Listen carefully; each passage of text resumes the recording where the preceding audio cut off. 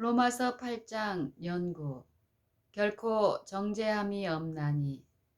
이번 성경 연구의 유일한 목적은 우리가 하나님에게 더욱 가까이 나아가고 또 하나님의 말씀은 말씀하신 그대로를 의미하며 우리에게 직접 말씀하시는 하나님의 음성이라는 것을 배우는 데 있음을 잊어서는 안 된다. 말씀을 받아들여 그 위에 집을 짓도록 하자. 지난밤에 이미 말했지만 우리의 마음에 새기고 싶은 하나의 사상이 있다면 그것은 우리가 믿음으로 그의 의와 이루는 연합은 죄와 연합했을 때처럼 긴밀하고 완전하여야 한다는 것이다. 결혼의 비유에서 이 연합이 얼마나 완전하다는 것을 보여준다. 전에 우리가 죄와 연합하여 옛사람, 곧 죄의 몸과 결혼하였다. 이 결혼은 불법적인 결혼 관계였으므로 따라서 죄의 몸은 우리에게 사망의 몸이 되었다. 왜냐하면 우리가 죽지 않고서는 그 몸과 헤어질 수 없기 때문이다. 죄의 몸과 우리 자신은 연합하여 결혼하였으므로 하나가 되었다. 이 관계에서 죄의 몸이 지배적인 세력이었으므로 모든 것을 지배하였다. 그러나 이제 그리스도께서 우리에게 오셨으므로 우리 자신을 그에게 바칠 때에 지금까지 우리를 죄의 몸에 얽어매었던 밧줄을 풀어주신다. 그 다음에 우리는 전에 죄의 몸과 긴밀했던 것처럼 예수 그리스도와 긴밀한 관계에 들어간다. 우리는 그리스도와 연합하여 결혼을 한다. 그때부터 우리는 하나가 된다. 이전 결혼에서는 죄의 몸이 지배적인 세력이 된다. 여기서 결혼의 비유가 얼마나 철저하게 실제로 이루어지는가를 눈여겨보자. 우리를 여자로 비유하고 있다. 남편이 가장의 머리가 되는 것 같이 그리스도가 우리의 머리가 되며 우리는 그에게 복종한다. 우리는 그리스도와 한 몸이다. 우리가 그리스도와 한 육신이 되었다는 것은 얼마나 고귀한 사상인가. 여기에 성육신의 비밀이 다시 나타나 있다. 만일 그리스도께서 육신을 쓰셨고 성육신이 된 하나님이라는 것을 믿을 수 있다면 그리스도께서 우리 안에 거하시고 우리의 육신을 통하여 역사하고 계시다는 것을 믿을 수 있다. 이것은 그리스도께서 세상에 계셨을 때에 육신을 쓰시고 그 육신을 지배하셨던 것과 지금도 다를 바 없다. 지배하셨던 것과 조금도 다를 바 없다. 이것은 이해할 수 없는 비밀이지만 이것을 인정한다. 이것을 인정할 때에 우리는 자유를 얻는다. 오늘 저녁에 구주와 함께 못 박혔으니 라는 찬미를 불렀다. 그리스도는 우리 옛사람이 그와 함께 십자가에 못 박혔다고 말씀하신다. 그것은 사실이다. 그러나 그 옛사람은 그와 함께 일어나지 않는다. 그리스도는 섬기기 위하여 오셨지 죄를 섬김을 받으러 오시지 않았다. 그러나 그 옛사람은 그와 함께 일어나지 않는다. 그리스도는 섬기기 위하여 오셨지 섬김을 받으러 오시지 않았다. 그러나 그는 우리를 섬기러 오셨지 죄를 섬기러 오시지는 않았다.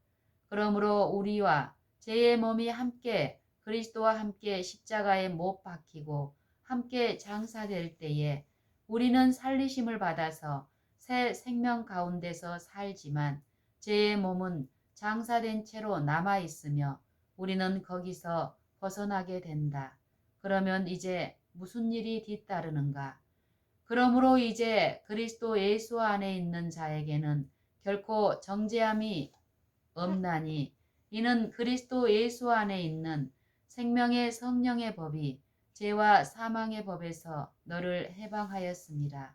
율법이 육신으로 말미암아 연약하여 할 수 없는 그것을 하나님은 하시나니 곧 죄를 인하여 자기 아들을 죄 있는 육신의 모양으로 보내어 육신의 죄를 정하사 육신을 좇지 않고 그 영을 쫓아 행하는 우리에게 율법의 요구를 이루어지게 하려 하심이니라. 육신을 좇는 자는 육신의 일을, 영을 좇는 자는 영의 일을 생각하나니. 로마서 8장 1절로 5절. 만일 예수께서 믿음을 따라 우리를 능히 구원하실 수 있다는 것을 마음에 새기고 믿는다면 이 성경절은 우리가 그 위에 집을 지을 수 있는 견고한 반석이 될 것이다. 그러므로 이제 그리스도 예수 안에 있는 자에게는 결코 정죄함이 없나니. 이 말씀에는 하나의 실제 체험적인 사상이 들어있으며 이 말씀으로부터 많은 사람들이 번민하며 의문을 제기한다. 그들은 이렇게 말한다. 나는 이론적으로 이 모든 말씀을 다 믿고 또 이 말씀과 완전히 조화를 이루고 있다.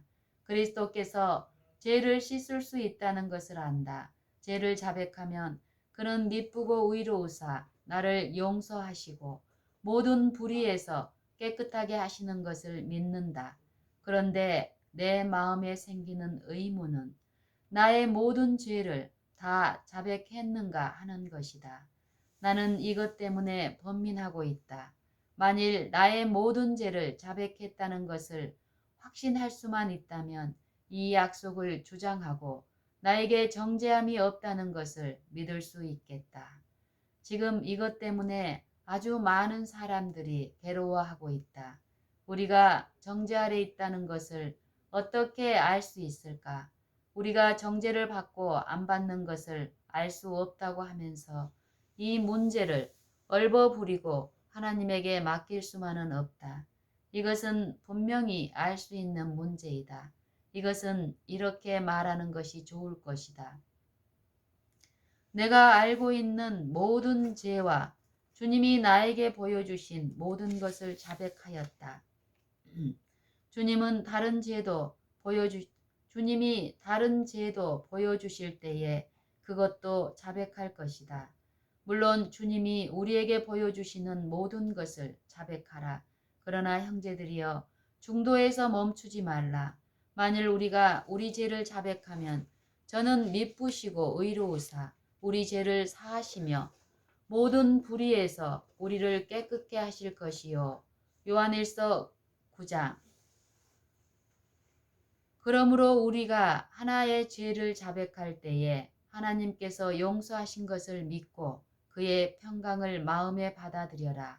주님이 다른 죄를 보여주시면 그 죄를 자백하고 용서하심을 믿고 더욱 평강을 가지라. 그러나 이 축복을 누리지 못하고 드디어는 어둠 속에 빠지는 많은 사람들이 있다. 왜냐하면 그들의 죄를 자백했을 때에 용서하심을 받아들이고 그 결과로 받는 자유에 대하여 하나님에게 감사하지 않기 때문이다. 그런데 우리가 알고 있는 모든 죄를 다 자백했지만 아직 알지 못하여 자백하지 않은 다른 죄가 있을까봐 감히 정죄함이 없다는 것을 여전히 인정하지 않는다고 말하는데 이것이야말로 정말 하나님에게 큰 욕을 돌리고 있는 것이다. 주님은 마치 기억력이 가장 좋은 사람만을 용서하시는 분처럼 만들고 있다. 그러나 우리가 자백한 모든 죄를 기억나게 하는 것은 우리의 기억력뿐이었는가? 누가 우리의 기억을 새롭게 하고 돋구었는가? 우리에게 죄를 보여주신 분은 하나님의 성령이다. 그러면 하나님이 부분적으로 역사하신다고 해서 그분을 비난할 것인가? 하나님은 우리에게 죄들을 보여주기 위해서 그의 성령을 보내셨다. 그러면 하나님이 우리에게 보여주지 않은 일부 죄를 뒤에 감추어 두셨다고 말할 것인가? 우리에게 자백하기를 원하시는 죄만을 보여주셨으므로 우리가 그 보여주신 죄를 자백했을 때에 하나님의 성령의 뜻을 이루며 우리는 자유롭게 된다. 만일 내가 우리 중에 한 사람에게 악한 일을 행하였다고 가정하자. 매일 눈만 뜨면 거짓 비난을 하고 모든 수단을 동원하여 그의 사업에 손해를 주고 가능한 한 모든 일에 분통과 분노를 터뜨리게 하고 해치는 일이라면 모든 짓을 다하면서 그에게 조직적으로 악한 일을 행하였다. 그런데 어느 날 내 눈이 열려서 그런 행동이 유치하다는 것을 깨닫는다. 이런 유치한 행동을 한 것 때문에 아주 낙담이 되어 가지고 그에게 가서 내가 행한 일을 자백한다. 순간 내가 아주 낙담이 되어 정말로 잘못했다고 느낀다는 것을 알 수 있다. 여기에 있는 우리 중에 이와 같은 태도로 우리에게 온 사람을 용서하는 경험을 가진 사람들이 있을 것이다. 그런데 그와 같은 통해하는 태도로 올 때에 차가웁게 뒤로 물러나며 모든 것을 자백했다고 생각하고 용서를 구하는데도 여전히 차가운 태도로 물러서며 빠뜨린 사소한 것들이 더 있으니 그것들도 자백하기를 바란다고 말하는가? 그들이 생각나는 것을 모두 말하고 또 그들에게 생각나게 하는 것을 다 말했을 때에 이제 모든 것을 다 자백했다고 생각하므로 용서하겠다라고 말하는가? 그렇게 하는 사람은 이곳에는 한 사람도 없을 것이다. 이런 문제를 스스로 원만하게 처리했을지라도 하나님보다 더 나을 이유가 전혀 없다고 생각한다. 어떤 사람이 완전히 뉘우치고 우리에게 와서 그의 잘못을 자백할 때에 우리는 너그럽게 용서하면서 그가 절반도 말하기 전에 됐다, 됐어, 용서하네. 더 이상 말하지 말게 라고 말할 것이다. 하나님께서도 바로 이렇게 하신다. 하나님이 우리를 어떻게 용서하시는가 하는 실례로 탕자의 비유를 이야기하셨다. 탕자의 아버지가 아주 멀리서 그를 보고 달려가서 맞이했다. 대단히 감사한 일은 하나님이 나에게 돌아가서 전에 지은 모든 죄를 들고 와서 자백하면 용서해 주겠다고 하시지 않으신다는 것이다. 만일 그렇게 요구하신다면 죄를 가장 사소한 부분까지 되풀이하면서 자백해야 되기 때문에 나의 유예의 기간을 보다 더 길게 연장해야 할 것이다. 그래서 다윗은 이런 말씀을 했을 것이다. 무수한 재앙이 나를 둘러싸고 나의 제약이 내게 미침으로 우러러볼 수도 없으며 죄가 나의 머리털보다 많음으로 내 마음이 사라졌음이니이다. 시편 40편 12절. 그렇다. 우리의 죄가 무수하지만 그러나 하나님의 구하시는 제사는 상한 심령이라. 시편 51편 17절. 상하고 통회하는 마음을 멸시하지 않으실 것이다. 우리가 그리스도의 희생을 붙들고 우리 자신의 마음에 받아들이면 제사로 하나님과 언약한 자들이 된다. 주님은 너그럽게 용서하시며 우리가 이것을 쉽게 알 수 있다. 하나님은 우리 생애의 대표적인 죄들을 보여주신다. 이 죄는 두드러지게 돋보이는 죄들이며 우리의 모든 죄된 본성을 나타내 준다. 그러므로 우리의 모든 생애는 죄의 생애라는 것을 알고 하나님께 와서 죄를 자백한다. 그런데 우리는 생각하기를 우리가 죄를 자백한 것은 하나님이 죄를 보여주셨기 때문이요. 아직 자백하지 않은 죄가 있는데 그것은 우리 스스로 찾아서 구할 때까지 하나님께서는 용서하지 않을 것이라고 생각하면서 하나님께 욕을 돌릴 것인가? 그러나 하나님은 그런 식으로 우리를 대하시지 않는다. 그의 사랑과 긍휼은 무한하다. 아비가 자식을 불쌍히 여김같이 여호와께서 자기를 경외하는 자를 불쌍히 여기시나니. 시편 103편 13절. 이제 또 다른 점을 보도록 하자.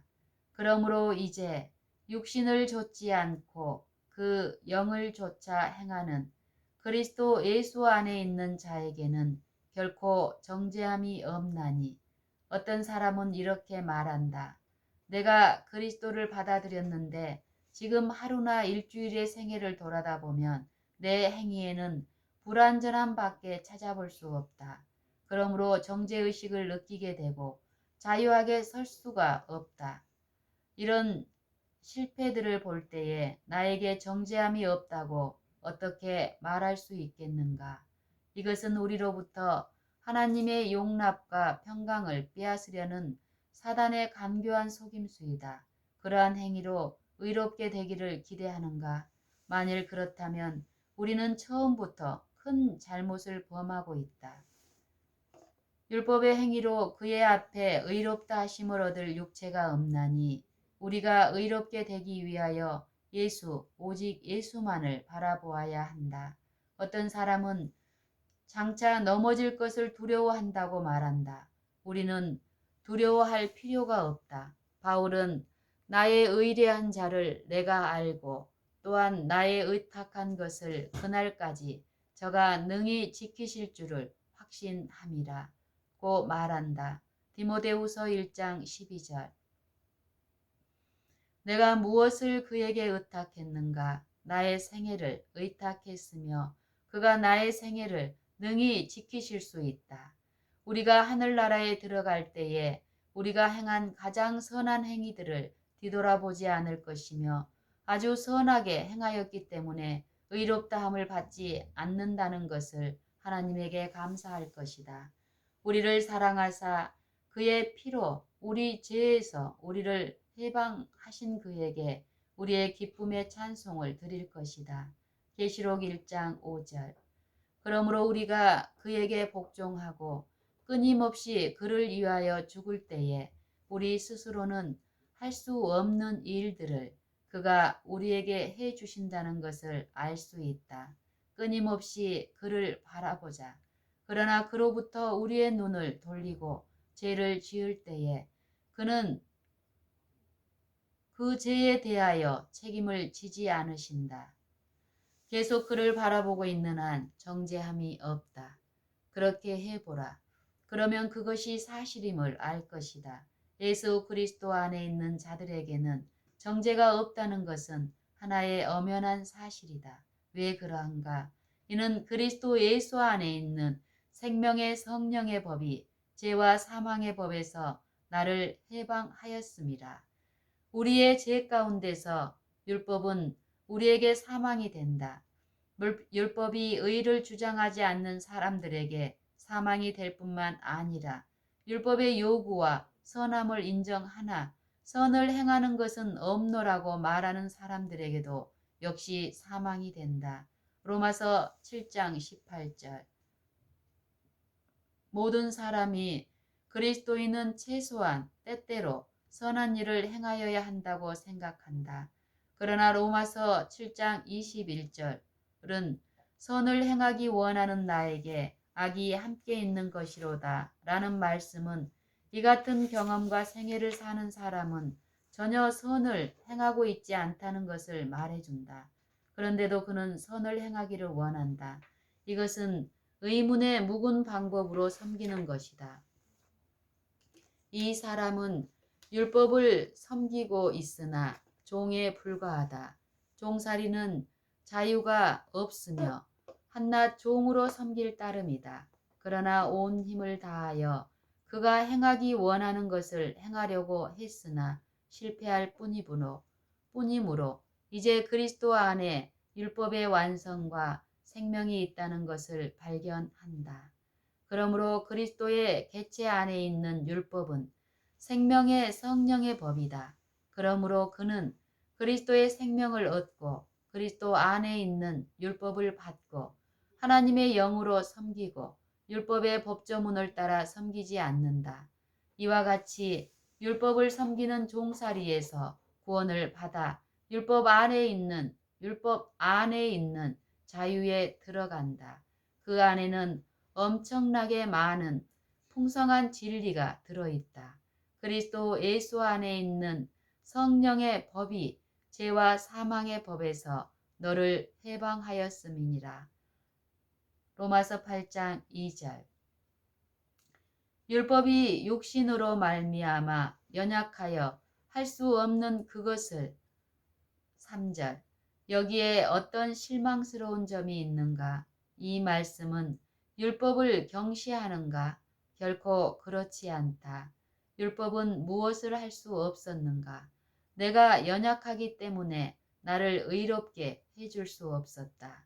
율법이 역사할 수 있는 어떤 선한 재료가 나에게 없었다. 그것은 율법의 잘못이 아니고 재료의 잘못이 있다. 육신이 연약함으로 율법이 육신을 의롭게 할 수 없었다.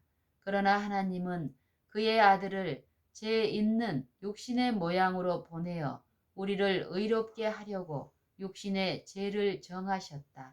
어떤 사람은 이 구절에서는 그리스도께서 죽지 않았으면 율법이 죄를 정죄할 수 없었을 것이라고 가르친다는 입장을 취하여 왔다. 형제들이여, 이것은 하나님과 그리스도에게 무서운 욕을 돌리는 일이다. 그런 입장은 그리스도를 우리의 구세주로 인정하지 않고 정죄자로 만드는 것이다.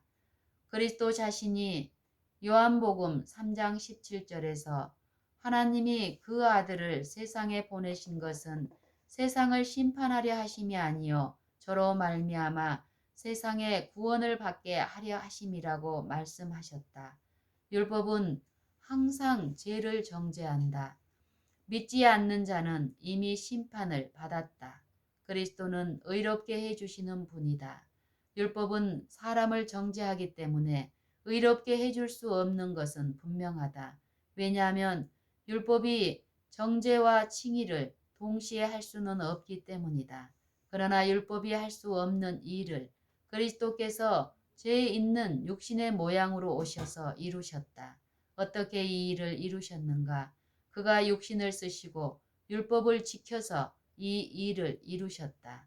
나는 늘 버릇처럼 행하고 그 일이라면 항상 변명하기를 좋아했던 몇 가지 일들이 있다. 죄인 줄 뻔히 알았으므로 하지 않으려고 몇 번이나 결심을 하였었지만 여전히 행하였다. 거듭거듭 행하였으므로 마침내는 유전으로 물려받은 성질로서 태어날 때부터 지니고 있는 것들이므로 어쩔 수 없는 일이라고 단념하여 버렸다. 그러나 그렇게 생각할 때에 정죄에서 벗어나지 못하고 여전히 정죄감을 느끼었다. 그리스도는 우리에게 조금도 변명을 허락하지 않으셨다. 육신에 있는 죄를 정죄하셨다. 그의 생애로 육신에 있는 죄가 정죄받았다는 것을 보여주셨다. 그 안에서 죄의 몸이 멸망을 당하고 우리는 그리스도 안에서 새로운 피조물이 되었다. 그의 지극히 크고 보배로운 약속에 의하여 우리는 신의 성품에 참여한 자들이 되었다. 그가 이 죄 있는 성품을 가져가셨다. 이 죄의 성품에서 우리를 구원하기 위하여 몸소 이 죄의 성품을 짊어지셨다. 육신을 좇는 자는 육신의 일을, 영을 좇는 자는 영의 일을 생각하나니 육신의 생각은 사망이요 영의 생각은 생명과 평안이니라. 육신의 생각은 하나님과 원수가 되나니 이는 하나님의 법에 굴복치 아니할 뿐 아니라 할 수도 없음이니라. 5절로 7절. 그러나 육신의 생각도 율법이 선하다는 것을 시인한다. 나는 육신에 속하여 죄 아래 팔렸도다. 나의 행하는 것을 내가 알지 못하노니 곧 원하는 이것은 행치 아니하고 도리어 미워하는 그것을 함이라. 만일 내가 원치 아니하는 그것을 하면 내가 이로 율법의 선한 것을 시인하노니. 로마서 7장 14절로 16절. 우리가 율법을 사랑하고 선한 것으로 여기며 또 어떤 이들이 말한 대로 소위 우리의 연약한 방법으로 온 마음을 다하여 지키려고 노력했기 때문에 율법에 복종했다고 생각하고 또 그런 생각으로 위로를 받는다. 그러나 육신의 생각은 율법에 복종하지 않으며 또 할 수도 없다. 그러면 무엇이 육신의 생각의 증거가 되는가? 선한 행위를 해야 한다는 것을 알지만 행할 수 없는 것이다. 육체의 소욕은 성령을 거스리고 성령의 소욕은 육체를 거스리나니 이 둘이 서로 대적하므로 너희의 원하는 것을 하지 못하게 하려 함이니라. 갈라디아서 5장 17절. 만일 너희 속에 하나님의 영이 거하시면 너희가 육신에 있지 아니하고 영에 있나니 누구든지 그리스도의 영이 없으면 그리스도의 사람이 아니라. 또 그리스도께서 너희 안에 계시면 몸은 죄로 인하여 죽은 것이나 영은 의를 인하여 산 것이니라. 예수를 죽은 자 가운데서 살리신 이의 영이 너희 안에 거하시면 그리스도 예수를 죽은 자 가운데서 살리신 이가 너희 안에 거하시는 그의 영으로 말미암아 너희 죽을 몸도 살리시리라. 9절로 11절. 이 구절에 하나의 아름다운 사상이 들어있다. 맨 먼저 우리가 하나님의 영을 가질 수 있다는 사실을 말하고 있다. 어떻게 하나님의 영을 받는가? 구함으로 받는다. 누가복음 11장으로 돌아가 보자. 그리스도는 너희 중에 아비된 자 누가 아들이 생선을 달라 하면 생선 대신에 뱀을 주며 너희가 악할지라도 좋은 것을 자식에게 줄 줄 알거든 하물며 너희 천부께서 구하는 자에게 성령을 주시지 않겠느냐 라고 말씀하셨다. 누가복음 11장 11절로 13절. 이 말씀을 개인적으로 적용시켜 보자. 우리가 무릎을 꿇고 전능하시고 모든 죄를 깨끗이 씻어주실 하나님의 성령을 구하여 기도할 때에 이 말씀을 인용하여 주장하라. 만일 자녀들이 와서 어떤 생활 필수품을 달라고 한다면 그들이 원하는 것들을 어떻게 하면 줄 수 있나를 알기 위하여 온갖 방법을 다 연구할 것이다. 우리는 가난하고 연약하고 초라하지만 하나님은 무한하시다. 그러므로 우리가 자녀들에게 좋은 것을 주기 위하여 하는 것 이상으로 우리에게 필요한 것을 무한정으로 주시기를 기뻐하신다. 성령을 우리에게 주시고 우리가 성령을 가지게 되기를 열망하신다. 더욱 그리스도는 나를 믿는 자는 그 배에서 생수의 강이 흘러나리라고 말씀하셨다. 요한복음 7장 38절. 이것은 그가 주실 성령을 말한 것이다. 또 우물가에 있는 여인에게 내가 주는 물을 먹는 자는 영원히 목마르지 아니하리니 나의 주는 물은 그 속에서 영생하도록 솟아나는 샘물이 되리라고 말씀하셨다. 요한복음 4장 14절. 왜 그렇게 되는가? 예수를 죽은 자 가운데서 살리신 이의 영이 너희 안에 거하시면 그리스도 예수를 죽은 자 가운데서 살리신 이가 너희 안에 거하시는 그의 영으로 말미암아 너희 죽을 몸도 살리시리라. 11절. 여기에 다시 부활의 소망이 있다. 그리스도의 영이 우리 안에 거하실 때에 무엇만이 남아있는가? 오직 우리의 죽을 몸을 일으키고 살리는 것만이 남아있다. 그러므로 형제들아, 우리가 빚진 자로 돼 육신에게 져서 육신대로 살 것이 아니니라. 너희가 육신대로 살면 반드시 죽을 것이로되 영으로서 몸의 행실을 죽이면 살리니 무릇 하나님의 영으로 인도함을 받는 그들은 곧 하나님의 아들이라. 너희는 다시 무서워하는 종의 영을 받지 아니하였고 양자의 영을 받았으므로 아바 아버지라 부르짖느니라. 12절로 15절. 우리가 다시는 무서워하는 종의 영을 받지 않았다. 오, 이것을 기억하라. 그는 우리에게 그의 영을 이제 주셨는데 우리가 두려워야 할 것인가? 이사야는 내가 의뢰하고 두려움이 없으리니 라고 말한다. 내가 의뢰하고 두려움이 없으리니 이사야 12장 2절.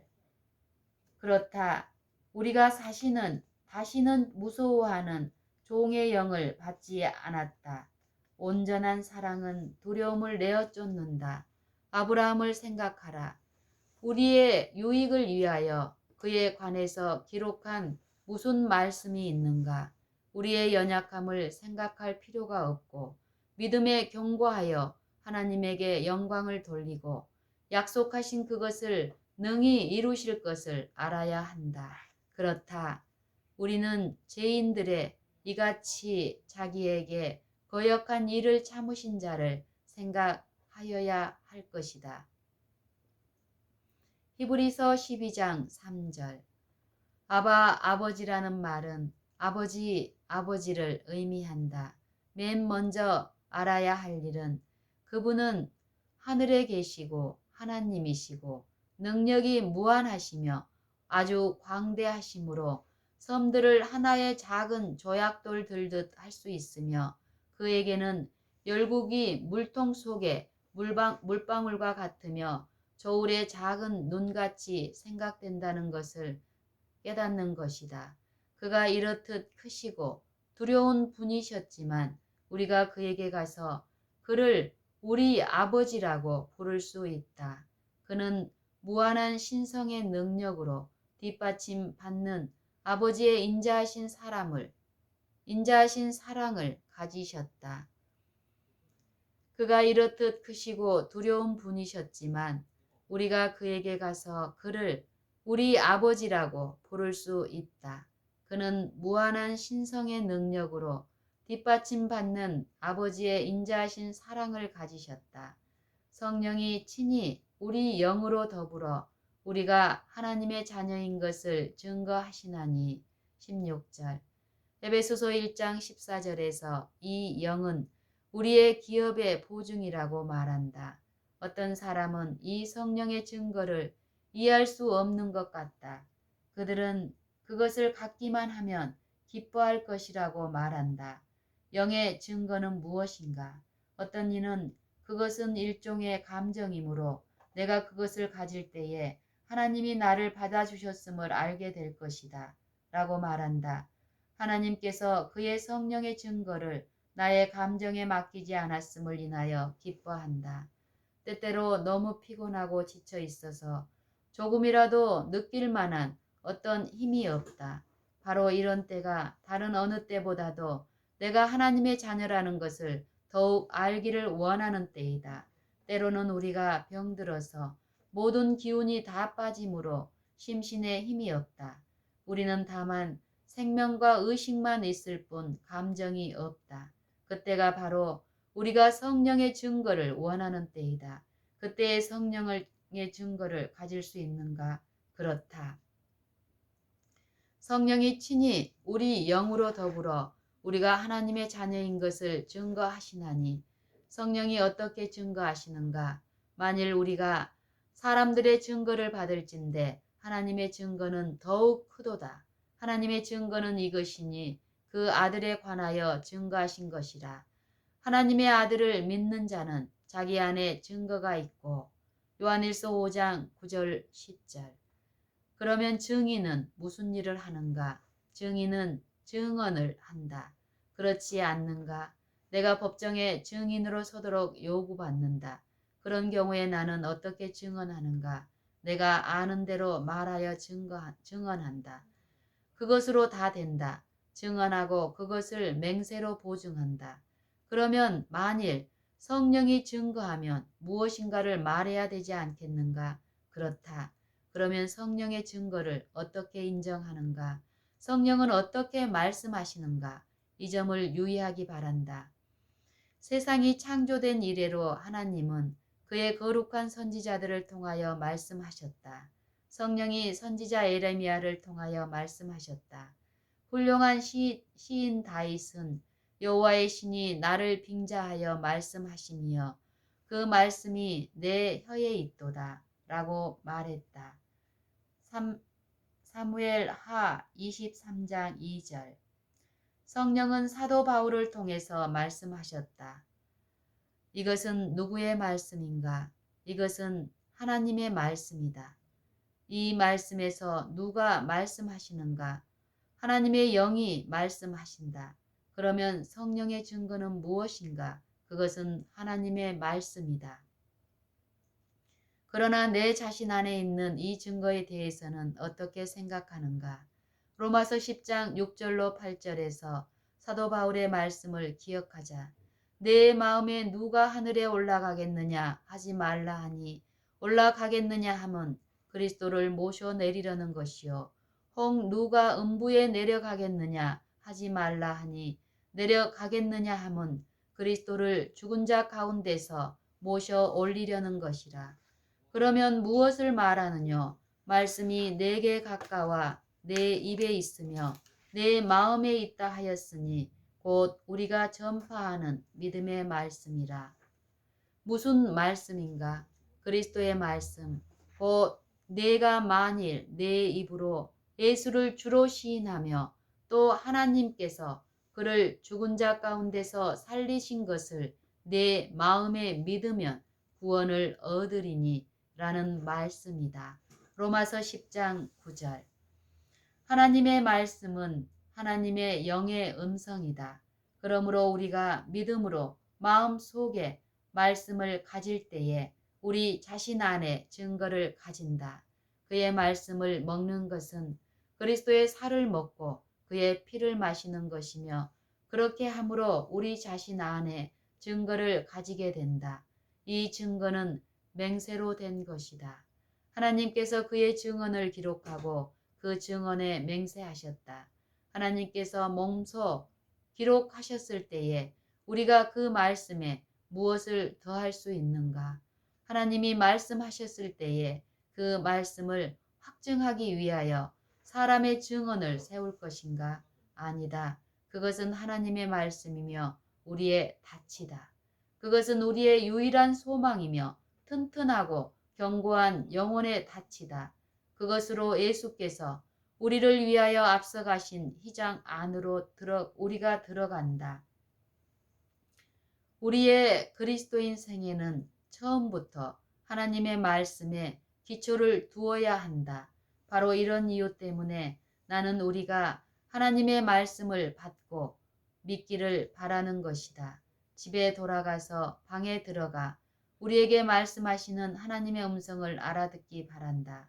성령이 친히 우리 영으로 더불어 우리가 하나님의 자녀인 것을 증거하신다. 나는 그의 말씀의 증거를 인하여 하나님에게 감사한다. 자녀이면 또한 후사, 곧 하나님의 후사요 그리스도와 함께한 후사니. 17절. 형제들이여, 이 말씀이 하나님의 자녀는 어떤 자들이라는 것을 말해준다. 보라, 아버지께서 어떠한 사랑을 우리에게 주사 하나님의 자녀라 일컬음을 얻게 하셨는고. 요한일서 3장 1절. 보라, 우리가 하나님의 자녀라 부름을 받게 되었다. 이것은 엄청난 것이어서 인간의 마음으로는 전혀 이해할 수가 없다.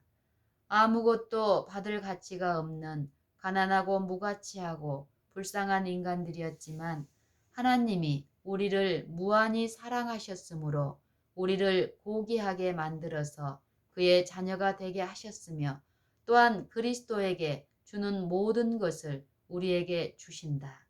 요한복음 17장 23절에서 구세주께서 아버지에게 아버지께서 나를 보내신 것과 또 나를 사랑하심 같이 저희도 사랑하신 것을 세상으로 알게 하려 함이로소이다 라고 기도하셨다. 형제들이여, 아버지께서는 그의 독생자 예수를 사랑하신 것처럼 우리를 사랑하신다. 어떻게 이것을 알 수 있는가? 이 성경 말씀에서 뿐만 아니라 우리를 죽음에서 구원하기 위하여 그의 외아들을 죽게 하신 사실에서 확실히 알 수 있다. 아버지께서 그리스도를 향하여 가지신 모든 사랑을 우리도 함께 누린다. 우리는 하나님의 후사요 그리스도와 함께한 후사이다. 우리는 하나님의 후사요 그리스도와 함께한 후사이다. 이 말씀은 우리가 그리스도와 공동 후사이기 때문에 그리스도는 우리가 없이는 그의 상속을 받을 수 없다는 의미이다. 만일 당신과 내가 어떤 자산의 공동 상속인이라면 당신은 내가 당신과 함께 상속을 받지 않으면 상속을 받을 수 없다. 그러므로 지금 그리스도께서 아버지의 오른편에서 가지고 계시는 것은 무엇이나 우리에게 주시기 위해서이다. 그는 하늘에서 하나님의 오른편에 계심으로 우리도 그와 함께 살리심을 받고 일으키심을 받아 그리스도 예수와 같이 하늘에 함께 앉게 되었다. 이와 더불어 그리스도께서 그의 보좌에 앉으실 때에 우리도 함께 앉게 될 것이다. 고린도전서 2장 9절에서 이렇게 기록하고 있다. 하나님이 자기를 사랑하는 자들을 위하여 예비하신 모든 것은 눈으로 보지 못하고 귀로도 듣지 못하고 사람의 마음으로도 생각지 못하였다. 이것은 유업과 관계를 가지고 있으나 모두 미래로만 미루지 않는다. 바로 앞의 말씀을 살펴보자. 오직 비밀한 가운데 있는 하나님의 지혜를 말하는 것이니 곧 감치었던 것인데 하나님이 우리의 영광을 위하사 만세전에 미리 정하신 것이라. 이 지혜는 이 세대의 관원이 하나도 알지 못하였나니 만일 알았더라면 영광의 주를 십자가에 못 박지 아니하였으리라.